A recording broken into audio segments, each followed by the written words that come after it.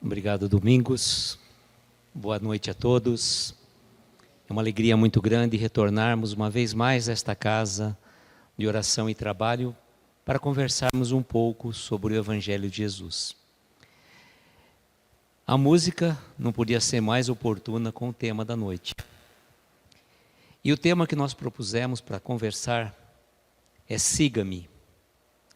Claro, não é a mim que vocês devem seguir, mas este homem que esteve aqui e que nos convidou para segui-lo. E eu me inspirei nesse tema, justamente desta série The Chosen, que está passando nos cinemas, e muito tocante, onde nos traz um Jesus muito humano, muito mais próximo de nós. E a cada discípulo que ele fazia este convite, siga-me, com o seu olhar profundo, cada um deles abriu mão das suas ocupações, das suas vidas, e foram seguir Jesus.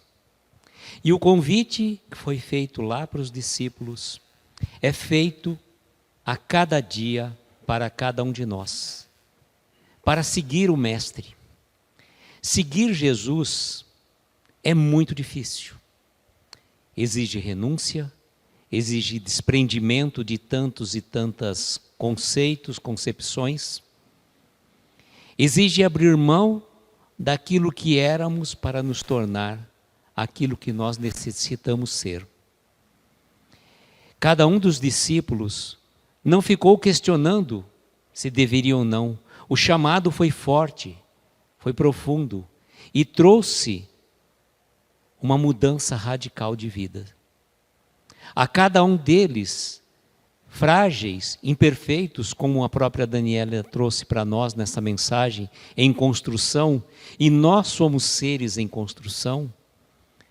Deus não espera de cada um de nós uma perfeição, pois a perfeição absoluta é Ele, mas na condição de espíritos encarnados, numa missão de crescimento, Ele sabe que nós estamos em construção. E essa construção se faz a cada dia, por meio de erros e por meio de acertos. Quantos de nós não erramos constantemente? Quantos de nós não tropeçamos ao longo da nossa jornada? Contudo, é importante que a gente continue a caminhada e saber que nós estamos caminhando todos juntos, lado a lado, ora um na frente, ora um pouco mais atrás, mas todos juntos na mesma jornada. Já comentei aqui nesta mesma casa, se salvo engano, uma questão muito particular que me deixava muito intrigado em relação quando alguém te pedia para orar por ele. Olha, você vai lá na igreja, reze por mim. Você vai na casa espírita, coloque meu nome em oração. Você vai no templo religioso, ore por mim. E eu ficava um tanto quanto intrigado com esta questão. Por que pedir para que a pessoa orasse por ela e não ela própria mesma fizesse o pedido diretamente a Deus? Até que me veio uma cena muito particular, que nesta estrada que nós estamos caminhando, ela não é uma estrada muito larga, muito pelo contrário, nós seguimos. Quando a gente segue a porta estreita, o caminho ele é pedregoso, ele é cheio de dificuldades. Então nós estamos caminhando por essa estrada que muitas vezes ela macenta. E um caminho às vezes ele chega num determinado trecho que ele se torna escorregadio. E aí é o momento que às vezes nós vamos cair. Nós vamos cair e por mais que a gente tente levantar sozinho, por estar molhado, a gente tenta subir e não consegue. E aí a gente vai necessitar de alguém que nos dê a mão. E alguém nos dá a mão e nos coloca de novo na direção, no caminho que o nosso mestre traçou.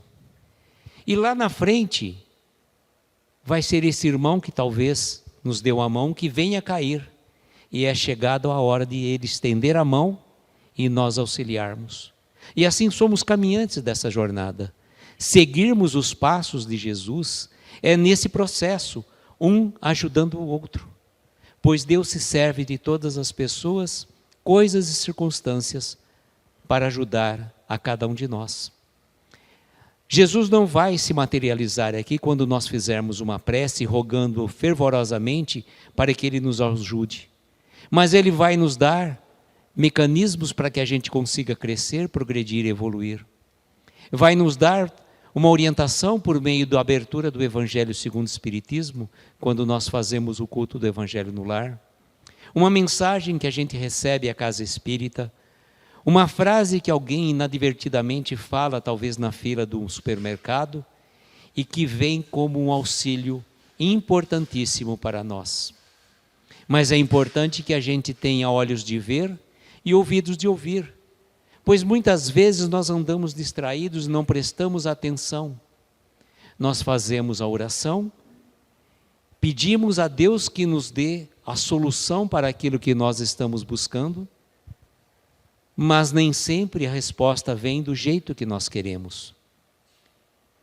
A resposta, muitas vezes, vem de um não.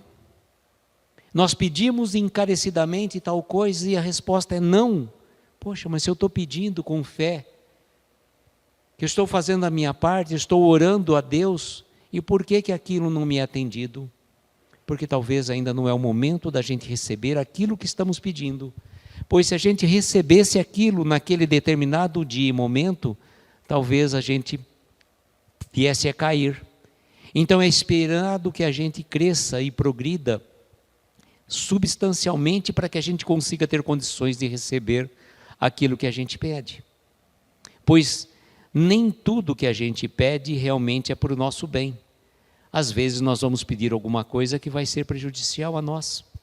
Veja um exemplo muito simples, né? Muitas pessoas falam assim que gostariam de ganhar na Mega Sena, ficar milionário, ficar rico, poder fazer tantas e tantas obras assistenciais.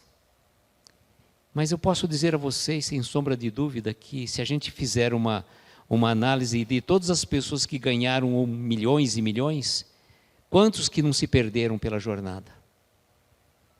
Então não espere você ficar rico e milionário para fazer caridade, para ajudar uma instituição, ajudar uma pessoa. Faça com os seus recursos que você tenha.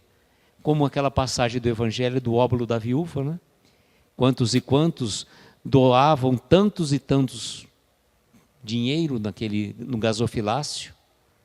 E Jesus, observando a cena, viu que uma viúva deu apenas uma moeda.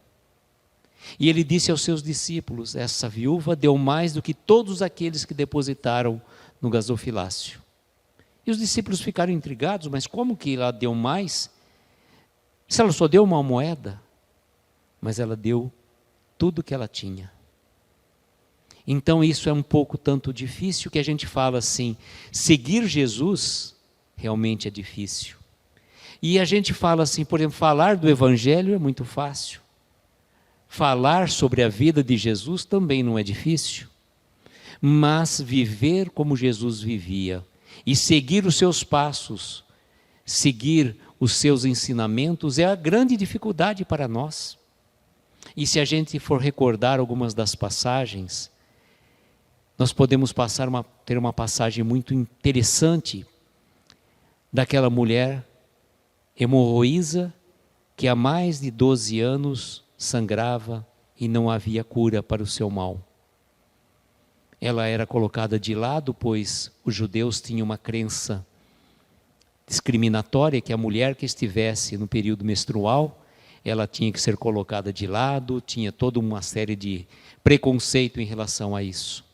Imagine então uma situação dessa mulher, e ela soube da presença de Jesus, e pensou consigo mesmo que se ela tocasse nas vestes de Jesus, que ela se curaria. E naquela multidão, naquele empurra, Jesus caminhando por aquele povo, eis que ela toca no manto de Jesus. Imediatamente ele fala, alguém me tocou, ou quem me tocou? E aí os discípulos ficaram intrigados e Pedro fala, mestre, todos te tocaram, diversas pessoas te tocaram nesse empurra. E aí Jesus fala, não, Alguém me tocou de forma especial, pois de mim saiu uma virtude. A virtude, na verdade, foi um ectoplasma que Jesus liberou por meio da fé daquela mulher.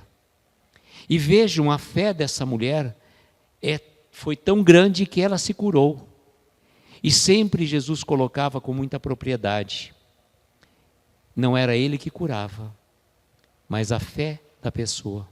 E ele dizia aos seus discípulos, naquela passagem também, quando foi apresentado a ele um jovem obsediado, e o pai chegou a Jesus e falou: Senhor, tende piedade do meu filho, que ele é lunático, ora se joga no fogo, ora se joga na água. Eu já levei aos seus discípulos e eles não o curaram. E Jesus, aproximando-se do jovem, afastou o obsessor e o jovem foi curado. E aí ele disse aos seus discípulos, e os discípulos ficaram intrigados: mas mestre, como que nós tentamos curá-lo e não conseguimos, e o Senhor expulsou curou, afastou esse espírito que estava obsediando este jovem? E aí Jesus dá uma lição magistral: foi por falta da fé que vocês não tinham. Pois se vocês tivessem a fé do tamanho de um grão de mostarda, diria esta montanha: afasta-se daqui e lança-se ao mar, e ela se lançaria. E quantos de nós não temos fé?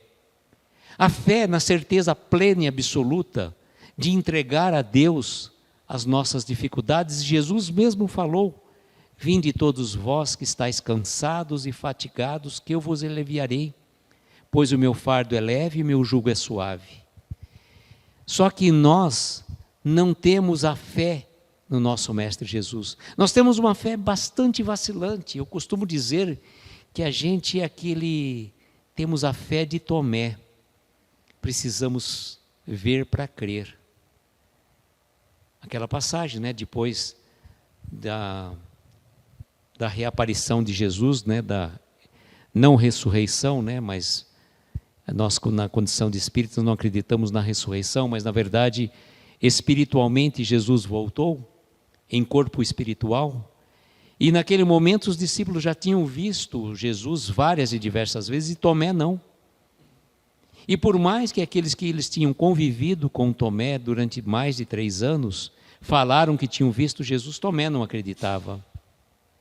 E Tomé falou assim: eu só acredito se eu tocar nas tuas chagas. E aí Jesus aparece para eles e chama Tomé: Tomé, toque.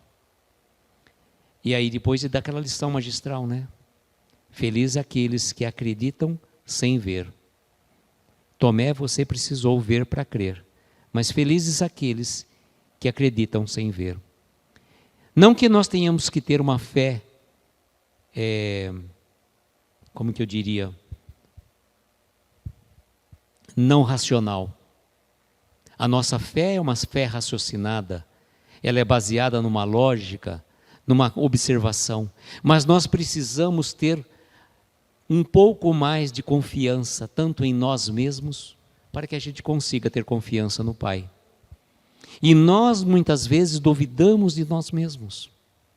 E Jesus colocou para nós, com muita propriedade, amar a Deus sobre todas as coisas e ao próximo como a ti mesmo. Esse está o preceito lá no Antigo Testamento. E ele trouxe a máxima para nós: amai-vos uns aos outros como eu vos amei. Então nós devemos trabalhar este amor que ele ensinou para que a gente consiga amar a Deus, mas a gente tem que começar a se amar e parar, como que eu falo, de conspirar contra a gente mesmo. Quantos e quantos planos, quantos e quantos projetos nós abortamos pura e simplesmente pela preguiça, pela falta de perseverança. O Domingos até falou uma coisa interessante, que o espírita tem medo de vento, tem medo de chuva, tem medo de... e também tem medo de morrer, mas quer ir para o céu. Isso já foi o Vinícius que falou, Mas na verdade é o seguinte: a gente tem que fazer a nossa parte. Não adianta a gente falar assim, não, essa palestra aqui é para aquela pessoa que, puxa, se aquela pessoa tivesse aqui. Não, a palestra é para a gente. A palestra é principalmente para mim que estou falando e que muitas vezes eu mesmo duvido. Eu não consigo ter essa fé que a gente professa. É tão difícil a gente acreditar na certeza plena de tantas e tantas coisas que o Evangelho nos traz.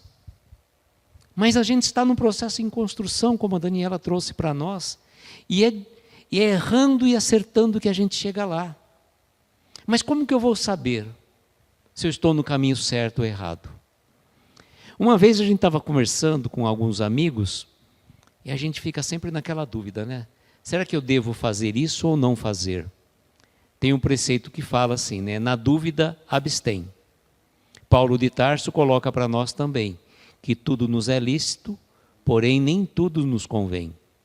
Mas como que eu vou saber se eu posso ou não posso fazer tal coisa? E nesta conversa que a gente teve, chegamos numa conclusão mais ou menos assim. Toda vez que você estiver em dúvida, você leva Jesus junto com você, aonde você estiver. E aí você vê se você vai estar confortável ou não na presença de Jesus. Naquele momento, fazendo aquela coisa, você vai fazer um negócio e aí Jesus está junto. Aí você, de repente, está fazendo um negócio, está vendendo alguma coisa que não está muito certa dentro do preço. Tem algum defeito oculto. Mas Jesus está junto. Ele está vendo. E aí depende de cada um de nós. Pois o tribunal que vai nos julgar quando estivermos no plano espiritual não vai ter assim vários e diversos juízes, promotor, advogado, não, nada disso. É um tribunal que nos acompanha constantemente, que é a nossa consciência. Então, se nós, ao final do dia, colocamos a cabeça no travesseiro e conseguimos dormir, significa que estamos em paz com a nossa consciência. E como que eu posso saber, né? Tem uma questão muito importante do Livro dos Espíritos, é a questão 919, que Kardec formulou várias e diversas perguntas no Livro dos Espíritos. E na questão 919 ele pergunta mais ou menos assim, qual seria o meio mais prático e eficaz para que a gente conseguisse crescer e progredir e evoluir a cada dia? E a resposta veio mais ou menos assim. Um sábio da antiguidade disse, conhece-te a ti mesmo.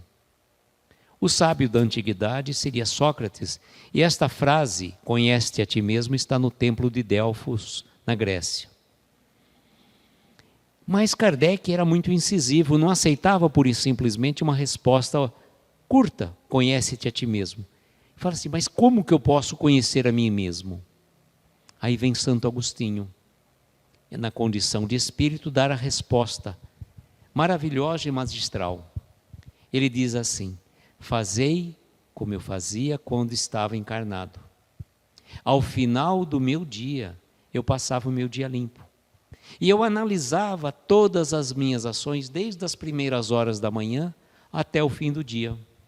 Analisando essas minhas ações, eu procurava ver o que eu tinha feito de bom e de não tão bom.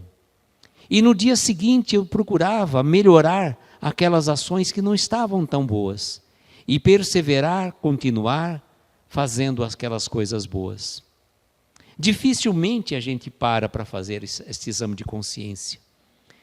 Passa meio batido, né? São tantas e tantas atribuições, trabalho, escola, família, compromissos outros, que a gente chega no fim do dia, liga a televisão, não faz sequer uma prece e já vai dormir.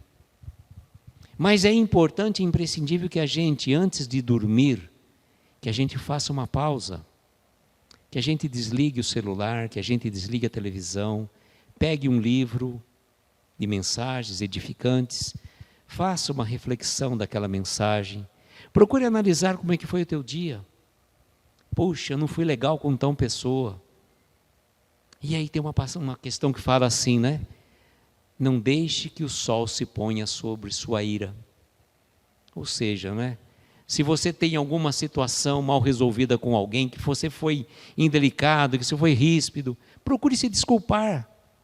Pois você não sabe se vai ter a oportunidade no dia seguinte de se desculpar com aquela pessoa, e aí a gente carrega esse peso para quê? Como Jesus recomendou, né? Reconcilia-te com o teu adversário enquanto estás com ele a caminho. E esse adversário não é um inimigo mortal, aquela pessoa que por simplesmente é jurado de morte. Não, nada disso. É alguma pessoa que nós tivemos alguma divergência de pensamento. E quantas divergências de pensamentos temos hoje em dia, né? Parece que as pessoas não conseguem mais conversar. Basta você emitir uma opinião de um jeito que o outro fala de outro, você não respeita a opinião e já vira discussão. Por tantas e tantas coisas tão insignificantes, por pontos de vista. Aí eu não abro mão do meu ponto de vista. Eu não levo o desaforo para casa. Nossa, quanta besteira, gente. Isso tudo faz mal para a gente tem que procurar ser mais leve. Ser mais leve. A vida é relativamente simples, mas nós temos a capacidade de complicar a vida. E como a gente complica? Sobretudo com os nossos pensamentos. Nós não vigiamos os nossos pensamentos. Precisamos estar atentos, pois muitos dos nossos pensamentos não são nossos. Pode ser uma influência espiritual. Pois a questão 459 do Livro dos Espíritos também é muito clara. Interferem os espíritos em nossas vidas? É a resposta. Muito mais do que podeis imaginar. Podemos dizer que são eles que vos dirigem. Poxa, quer dizer que então eu sou uma marionete, vivo à mercê da influência dos espíritos? Eles podem os pensamentos meus não são meus? Então, vai depender um pouco daquela frase que a gente costuma dizer, né? No mundo material nós podemos dizer: dize-me com quem andas que eu direi quem és. Na condição de espíritas nós podemos dizer uma parecida: dize-me o que pensas, o que falas e o que fazes, que eu direi quem te acompanha. Então é proporcional aos nossos pensamentos que nós vamos ter a presença de bons ou maus amigos espirituais. Vai depender de nós. Se eu tenho pensamento de revolta, de mágoa, de ressentimento, de irritabilidade, de reclamação, e olha gente, a reclamação já se tornou um vício. A gente precisa começar a prestar atenção, pois de repente a gente reclama do calor, daqui a pouco vamos reclamar do frio, né? Estava quente demais, daqui a pouco vai ser o frio que nós vamos reclamar. Ah, não chove nunca, né? A hora que começar a chover, puxa, não para de chover. Então está na hora da gente começar a agradecer e reclamar menos. E eu lembro de situações que às vezes, pessoas que têm o hábito de reclamar, amigos falam: ih, lá vem fulano, já muda até de calçada, já vai até para o outro lado. Então a gente tem que ser, não assim o bonzinho do grupo, mas procurar ser um pouco mais grato por tantas e tantas coisas que nos acontecem. Por exemplo, nós estamos aqui, nesta casa espírita, fazendo esta reflexão em conjunto. Mas quantos e quantos irmãos não estão no hospital, numa doença incurável? Quantos e quantos irmãos não acordaram esta manhã? Então só por aí já daria para agradecer de joelhos, né? Até no milho, né? Antigamente a gente falava, né, que a pessoa ajoelhava no milho, né, quando ficava de castigo, né, Domingos, na sua época. E então a gente deveria agradecer constantemente. E a gratidão ela é uma coisa fantástica, pois quanto mais a gente agradece, olha só, agradece, a própria palavra vem, né? A graça desce. Não agradecer de forma hipócrita, assim, obrigado pelo vento, obrigado. Não, também não precisa ser tão, mas ser grato de coração. Grato pela família, pelos amigos, pela oportunidade de ver, de falar, de caminhar. E só por isso, gente, a gente tinha que agradecer e tanto. Então, quando a gente muda o nosso padrão vibratório, a gente começa a estar numa outra faixa. Mas depende de cada um de nós. De nada adianta eu vir à casa espírita, ouvir uma palestra, tomar um passe, água fluidificada, e chegar depois, continuar fazendo as mesmas coisas. Não adianta. Se eu quiser um resultado diferente, eu tenho que fazer uma equação diferente. Por exemplo, pensando até numa questão matemática. Se eu quiser chegar numa equação que me dê 4, eu tenho que somar 2 mais 2 ou 3 mais 1. Não adianta eu querer chegar a 4 se eu colocar 100 com 90. 100 mais 90 jamais vai chegar em 4. Então eu tenho que colocar os números de acordo com aquilo que eu quero.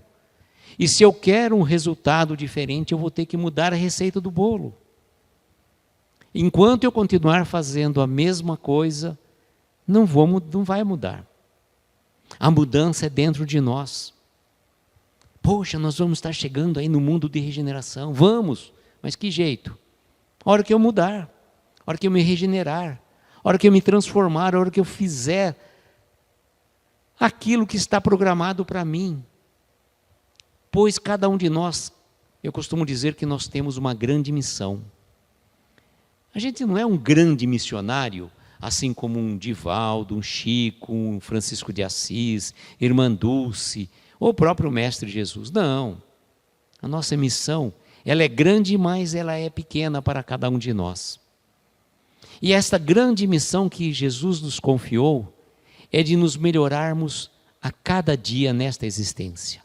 Sermos um pouquinho melhor e sairmos daqui um pouco melhor do que a gente entrou. E sair melhor não é materialmente falando, pois todos os bens materiais vão aqui ficar. Podemos acumular tesouros, títulos, propriedades, poder, que é grande desejo de tantos e tantos, poder mandar sobre os outros. Mas tudo isso vai ficar. Nada isso nós vamos levar. Só vamos levar as nossas boas ações e o nosso conhecimento, que são as duas asas que vão nos elevar à espiritualidade, que a gente costuma dizer, que nós vamos nos tornar anjos, mas para nos tornar anjos nós vamos depender do conhecimento e do amor pelos nossos semelhantes, do amor para cada um de nós, sobretudo. E seguir então os passos de Jesus depende exclusivamente de nós, querermos caminhar, abandonar o homem velho que éramos até então e nos transformarmos nesse ser novo. Vamos errar? Vamos, sem sombra de dúvida, pois somos humanos. Mas quando errarmos, não vamos ficar, meu Deus, eu sou imperfeito, não tenho jeito mesmo. Não. Vamos errar, vamos cair, vamos tropeçar, mas vamos levantar e vamos seguir em frente.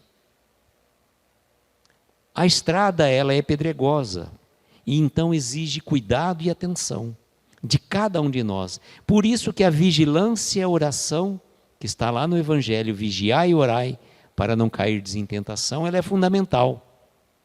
Mas não é para ficar vigiando o vizinho, vigiando o próximo, é vigiar os teus pensamentos, vigiar as tuas ações e, sobretudo, também a nossa fala, Cuidado com o que a gente fala, cuidado com o que a gente escreve, pois hoje em dia as pessoas andam tão num nível de estresse tão grande que, dependendo do que você fala, pode virar um complicador incrível. A pessoa fala uma palavra e pode gerar uma discussão interminável porque ela emitiu uma opinião. E, infelizmente, por emitir opinião, muitas e muitas críticas vêm, e aí as pessoas não conseguem suportar o refluxo dessas críticas. Então, cuidado com a nossa fala e cuidado com aquilo que a gente escreve, para que a gente não tenha problemas no futuro, para que a gente mesmo, Pois buscamos a paz de espírito, é um bem mais precioso juntamente com a saúde, que eu costumo dizer. O bem mais precioso que nós temos é a consciência tranquila, claro, mas a saúde do corpo e a paz de espírito. Porque quando a gente tem esses dois requisitos, nós podemos estar tranquilos e serenos. Porque se a gente tem paz de espírito, significa que nós estamos seguindo o preceito do Evangelho. Nós não estamos desejando mal ao nosso irmão, nós não estamos tentando subterfúgios ilícitos para nosso crescimento material. Nós temos tranquilidade e paz de espírito para seguir a nossa jornada e vamos colocar a nossa cabeça no travesseiro e ter o sono dos justos. Tão importante isso. Que a gente possa, então, irmãos, colocar esses exemplos em prática no nosso dia a dia. Eu falo para vocês que isso tem muito para mim. Eu preciso muitas vezes ouvir isso que eu falo. A gente precisa ouvir bastante para tentar compenetrar aquilo que a gente está colocando. E que a paz do nosso Mestre Jesus possa envolver a cada um de nós e que nós tenhamos uma noite abençoada, de estrelas luminosas a amparar os nossos mais belos sonhos. Muita paz, muita luz. Gratidão a todos, um excelente final de semana.